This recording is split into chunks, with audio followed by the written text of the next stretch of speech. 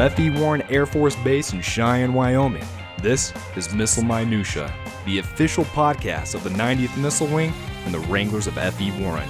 Here are your hosts. Hello and welcome back to Missile Minutiae, the official podcast of the 90th Missile Wing. I have a very special guest with me here today, Colonel Catherine Barrington, who is going to be taking over for the 90th here June 28th, I believe is the date. That's correct. How are you doing, ma'am? I'm doing really good. How are you doing today? No, not too bad, not too bad. Really happy to have you on. I appreciate you taking the time to come talk to me and tell us a little bit about yourself and all of those fun things. So why don't we get into it? As far as your background, we can get into the bio, we can read the bio and all that other fun stuff, but why don't you tell us a little bit about you, like where you came from and a little bit about your childhood and how you came to be in the Air Force. Sure thing. Well, first of all, thank you. I appreciate you inviting me over here and getting the chance to do this. It's my first time on a podcast, so Really? we'll see how this goes. Well, hopefully we'll have you on Yeah. again in your 2-3 years here. Wonderful. And I love the title, Missile Minutiae. That's perfect. I love it. Appreciate that. So I grew up in Georgia. My father was in the Air Force. My mother was actually in the Air Force as well. My father and mother met in Columbus, Mississippi. They got married, and then when my mother got pregnant, she was a nurse in the Air Force. She had to get out of the Air Force. So my mother had to separate. We moved all over. We lived in New Hampshire, we lived in New Jersey, and then we moved to Georgia when I was 6 years old and lived in a tiny little town. While my dad did the Air Force thing, we didn't live on a base, so I didn't really have that experience. My father had enlisted in 1960 and then earned a commission. He retired in 1984 as a captain in the Air Force. But the neat thing about that was that we got to stay in Georgia. So I did, and unlike a lot of military children, I did first grade through 12th grade in the same school system. I benefited greatly from it. Had wonderful teachers in Barnesville, Georgia, and that's when I wanted to be an astronaut. You know, I think I was in 5th grade when Challenger happened. And prior to that, 4th grade is when they had the Teacher in Space program. And I was like, that's so cool, right? And if they're going to do a teacher in space, they should do a kid in space, and maybe I could do that, right? I think that'd be a great idea. Yeah, so I was always a big dreamer as a Sure. kid. Challenger happened, wanted to be an astronaut. In 7th grade, that's when I learned about the Air Force Academy. And growing up, I'm one of 7 children, so I learned from a very young age that I was responsible for my own college education, that there was going to be no money to get me to college. So I was always very diligent in school, knowing that I would have to earn a scholarship. And then I found out about the Air Force Academy and how it was free and tuition was paid for. I'm like, well, that's right up my alley. So I learned about what it would take to get in there, and I worked really hard all through high school and earned an appointment to the academy. Went in 1993, and I graduated in 1997. While I was at the Air Force Academy, I met my husband. He's class of 95. We started dating his last 6 months there, so I was a sophomore, he was a senior, and he went to his first assignment at Cape Canaveral Air Force Base, and he's launching rockets and doing all kinds of great things. That's what got me tracked to the space and missile career field, and then went to Vandenberg, chose missiles, and then my first duty station was here at F.E. Warren Air Force Base. That's pretty cool. Yeah, I was going to say, reading your bio, Yeah. I did see that. And actually, and not to get too far ahead of myself, but you've actually been back here a couple of times. This is your 5th assignment or 6th? This is my 3rd time being stationed here. Sure. Yeah. Okay, and there was a But- couple of like where you were here and Yes. then you moved from OSS to missile squadron, one of the Yes. missile squadrons. Okay, I'm Yeah. making sure I'm reading this thing correctly. Yeah, I'm what you call old missiles. So I had a couple of different jobs where I was in the 320th Missile Squadron, and then I was a deputy evaluator in OGV, came back to the 320th, upgraded to commander. Then I went to OSS. I got to be a script writer. Then I got to be senior crew. And then after that, I got to go to D.C. for a year, and then went and did maintenance at Minot Air Force Base. Got to be a flight commander in 3 different flights. That's cool. And my husband's a missile maintenance officer, so Okay. we got to be flight commanders in the same squadron together. So that was really cool. nice. Yeah. And our first son was born in Minot. He's 16 years old, high schooler here at Central High. Very cool. Yeah. And then we went to Air Force Space Command headquarters, back before Global Strike Command Sure. stood up. Mhm. We did 5 years in Colorado Springs, and then we got to come back here to F.E. Warren. So we got a little bit through some of your bio as far as where you've been, where you came from. As far as leadership in general, obviously you've had command positions, a couple of them. What would you consider your leadership style? Like, how would you describe how you lead? As far as leadership style, it really goes back to my freshman year at the Air Force Academy. And one of the things they would have us do, they would bring our entire class, so 1,100 people, in the theater. and we had to have chants and cheers, and our group commander for basic cadet training, we're going way, way back. All right, so this is 1993. He taught us, he said, I want you to chant 5 things. And so you would take your hat off in the theater and you would wave it in the air as you chanted these things. And he would have us chant discipline, commitment, faith, respect, professionalism, over and over and over again with your hat. And then he explained it all to us. So discipline execution in everything that you do. And it's that personal discipline that matters the most. And if you have good personal discipline, you can lead others. Commitment to the mission, commitment to what's in front of us, commitment to get the job done. Faith, belief in something bigger, and belief in each other. That's probably the one thing that I think that we're missing the most as a nation is, do we believe in one another? Do we trust one another? Do we have faith that the person beside you is going to do their job to the utmost of their ability? And I think if we had a little more of that, there's no telling what we could do. Respect for one another. Sure. Respect for yourself, and then respect, of course, for all the people that we interact with, because giving respect is something that we can do for free. And it's so much better than the opposite of respect. And then professionalism, being dedicated to this profession of arms. When you look at the weapons that we are responsible for, they're the most powerful weapons that the world has ever known. Sure. The trust that is given to us by the American people is incredibly important. And the fact that people don't worry about nuclear war, that's a good thing, and that is different than where we've been. I mean, we've spent decades being fearful of what might come. As a child growing up in the 80s, you remember, I do, yeah. it was the TV show The Day After. When that came out, that was such a fearful time. And I remember asking my dad, because, here's the big evil Soviet Union. I asked my father, I said, no, they wouldn't really launch weapons at us and then we destroy them and they destroy us. And my father very carefully looked at me and said, you can't trust the Soviet Union at all. They absolutely would take advantage of us and destroy us if they could. And I think I was about 8 at the time. It's a little heavy for an 8-year-old. It's very heavy for an 8-year-old, right? It was scary. So he did not take that moment to reassure me. But I look back now and I look at my children, and they don't live in fear. And there's a good, I remember being scared as a small child. I like the fact that we do this mission and people don't have to live in fear, because fear is a horrible thing. And what we do here at the 90th Missile Wing, the amount of responsibility that we carry, it's tremendous. And it's, quite frankly, it's an honor to be a part of this mission in this wing.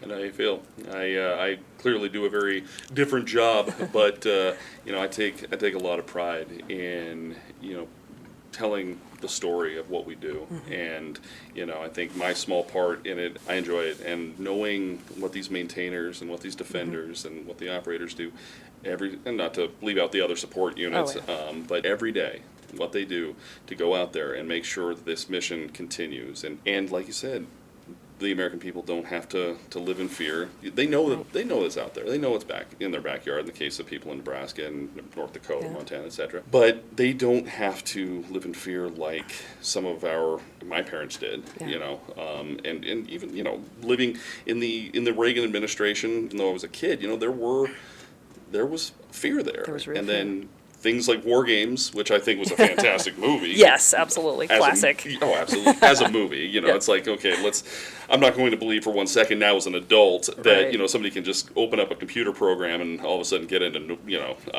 what was, I guess, precursor to, it was SAC, right? I mean, it would have been, get into SAC and just start launching weapons. Okay, that seems a little far-fetched now, bit. but still a great movie. Getting back into more of the more personal stuff, what do you consider hobbies? What do you do in your free time? So in my free time, working out, running, and then reading. Okay. That's what I do for me. But as a family, 2 teenage boys. So my oldest son is 16. He's quite the runner. He's on the cross country team. He did indoor track, and he just finished up the outdoor track season. I'm incredibly proud of him. What a great runner. He just ran the 2-mile at state in 10 minutes and 42 seconds. That was 15th place. Wow. So these kids are fast here. Evidently. It's amazing. His personal best for the mile is, if I can just brag for a few minutes, his personal best is a 4:51 for the mile. That's impressive. Yeah. I can't even fathom that. But It's incredible to watch, and I'm just so darn proud of him. And then our youngest son, he's 13. He'll be 14 this July. He's our baseball player. Yeah. So this past weekend, we were out watching his baseball games. Unfortunately, they didn't do so well. But he's a lefty. He's a pitcher. He loves the outfield because he's super fast. So we have just really enjoyed watching him play baseball, and that's something that he learned to do here at F.E. Warren. Yeah. So being here, being a part of the youth programs, he started in T-ball here on base. wow. Yeah, and just watching him learn baseball, even from just such a young age, you could just watch his mechanics, and he just had this swing. As a 4-year-old, that I'm like, I don't know where this is coming from, but it looks like a major league swing, right? So a lot of my time is spent traveling, watching our sons either run or play baseball. That's cool. And just absolutely love it. So while that doesn't really count as a hobby, it's just so refreshing to get to watch them That's be their awesome. very best. So I enjoy it. So does he play post ball or with the Legion? Or? He does. Cool. He, post 6. Okay. So you mentioned reading. Do you have a favorite book? Yes. So my favorite book is Extreme Ownership by Jocko Willink and Leif Okay. Babin. That, and then followed by Dichotomy of Leadership. Okay. I just think they have done such a great job of distilling the basics of leadership, of personal leadership, leading yourself, and the discipline that it takes to lead others. And I love their approach, and I really appreciate that. Very cool. Right now, I'm reading Forged in Crisis, and it's the study of 5 different leaders who went through some very extreme times and the different leadership principles that help them in those situations. Okay. Forged in Crisis. Yes. I have to remember that one. That actually sounds really interesting. It's really good. Cool. And Jocko, that's the really, really intense, bald Navy SEAL guy, right? Yeah, Yes, that's what I it thought. is. Yeah. Yep. That. Yeah. I want to make sure we're on the same page because I actually never knew his last name, but I'm like, what's the chances it was somebody else, right? I think there's only one Jocko. Yeah, and man, he is intense. He is. I've watched YouTube videos with him, and Yeah. I share your sentiment that he's got some interesting perspectives on it. But Absolutely. we've talked a little bit about hobbies and things you like to do in your free time. I ask this of everyone, even though a lot of people just kind of like give me blank stares or they tell me they're not into sports, but you know what, I'm going to do it anyway. Do you have a favorite sports team? Sticker that you put up in your office that stays with you? Yeah. Well, first and foremost, I'm an Air Force fan. Makes So sense. Makes Air sense. Force football, Air Force baseball, basketball. I can't imagine why. Name it. Yeah, amazing. So I love Air Force sports. What I really love about Air Force sports is that we're usually the underdog. We're always fighting against bigger schools, against schools that only recruit athletes. And I love it when we can pull out the win because we really show, hey, what some amazing people can do. Yeah, so number one, it's Air Force. For professional, I'm going to date myself, but I graduated from high school in the 90s, And that's when the Braves went from worst to first. So Atlanta was just crazy for the Atlanta Braves. And growing up, loved baseball. We would go to the park when tickets were only like $6. Oh, yeah. Yeah. Can't do that anymore. No. And then my husband is from Baltimore. Okay. So he is a huge Baltimore Orioles fan. Okay. When we got married in 1997, that was the first weekend of the very first interleague play in Major League Baseball. And the Orioles played Atlanta in Atlanta, and we got married in Baltimore. So, That's cool. yeah. So during our wedding reception, everybody was checking out the game, and sadly Atlanta lost. Yeah, so that didn't work out well for me. I was gonna say that. No, I remember that pitching staff very, very well. I mean, that was probably put together some of the best pitchers Absolutely. ever. I mean, with maybe the exception of some of the Yankees teams or the Red Sox and a couple, but I mean, I'm too much different in age from you, so I remember those days very well. I was never a Braves fan. I actually grew up a Cardinals fan, strangely enough, but it was just one of those things where all of my teams are from different cities because of the way I grew up. But no, that's quite the combo, Baltimore and Atlanta. But That's right. Obviously, kind of baseball runs in the family a little Yes. bit, And then for football, we're Ravens fans. So the Ravens team, I know I just threw that out there. I probably just got a whole lot of hate, but that's okay. Yeah, and I'm actually probably going to have to bring this one to a close because I'm a Steelers fan, actually. So. Oh, we are done here. Okay. Yeah, I'm sorry, folks. This interview has now come to a close. But no, actually, it's funny because I've gotten past the point in my life where football is something to be fought and argued over, But there were days when I was younger where, you'd get into the dumbest arguments about football, and Baltimore was definitely one of those teams because they're just so good. I mean, they've been good consistently, and an actual rival to Pittsburgh for forever. So yeah, it's just kind of the way it goes. As soon as you said your husband was from Baltimore, I'm like, I know where this. You knew where it was going. Yeah. We've kind of gone through a lot of it. Is there anything that you'd want to tell the airmen of the 90th Missile Wing, listening to this right now? Anything you'd want them to know as you take command here in a little bit? I guess first off, I'd like to get to know them. I want to meet as many airmen as possible. I want to get to know them. I want to see what they do. I want to learn about their jobs. I think that's going to be the best part about being a wing commander is I get to see what all of these amazing airmen do. That's what's really exciting, is I get to be a part of their lives a little bit. So one, I'm excited to join the team here at the 90th. I'm excited to get to know everybody. So if you see me, come up, say hi, introduce yourself, let's talk. If you see me at the DFAC, let's eat. Let's sit down and eat together. I'd love to get to know your family. I'd love to get to know what's important to you. I've been around this mission for a while. I want to be the best commander that I can be for them. But first I have to get to know them and find out what's important to them. I believe in teamwork. I believe in working together and helping everybody out. Every airman is on this base for one mission, and that's to provide combat capability. And it's nuclear combat capability. So there's a difference between other combat units out there in the Air Force and out there in the rest of the military. Our responsibility is great. What can we do to be a better team, to work with one another, to learn about one another? That's if we can have faith in each other, if we can get to know each other and work with one another, we can take this mission to the next level. And that's what the American people need us to do. I want to make sure that we're developing leaders. Leading and learning to lead is something that is a lifelong process. I'm still learning every single day, right?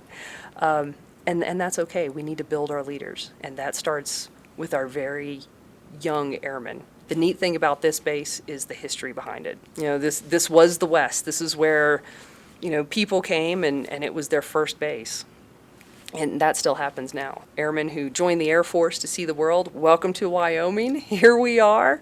It is still part of the world, and it's an incredible mission that we get to do here.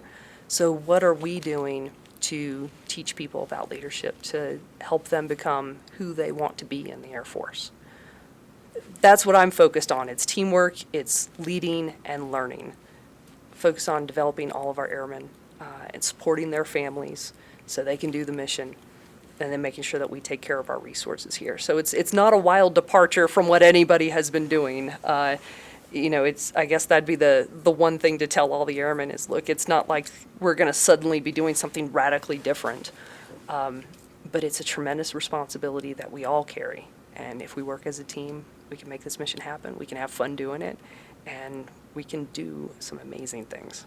And this wing already has a healthy reputation of doing some amazing things. I've seen the award case, and I've worked for a number of commanders here who've been absolutely fantastic. And the short time I've gotten the chance to talk to you, I think you're going to fit in perfectly into that role. Is there anything else you'd like to add? I know you've just given your message to the airmen, but we can close this off now. But if there's anything else you'd like to add before I turn off the mics, go for it.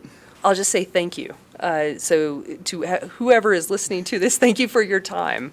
Thank you for taking the time to listen. Thank you for taking the time to see what's going on in the wing. I can't wait to meet you. I can't wait to get out there, see what you do, and I'm really looking forward to it. So thank you so much for having me here. It's my pleasure. And I'm going to bring this one to a close. Thank you again so much for tuning in. My guest has been Colonel Barrington, the new soon-to-be Wing Commander of the 90th. Thank you for tuning in to Miss Minutia, and we will see you next time.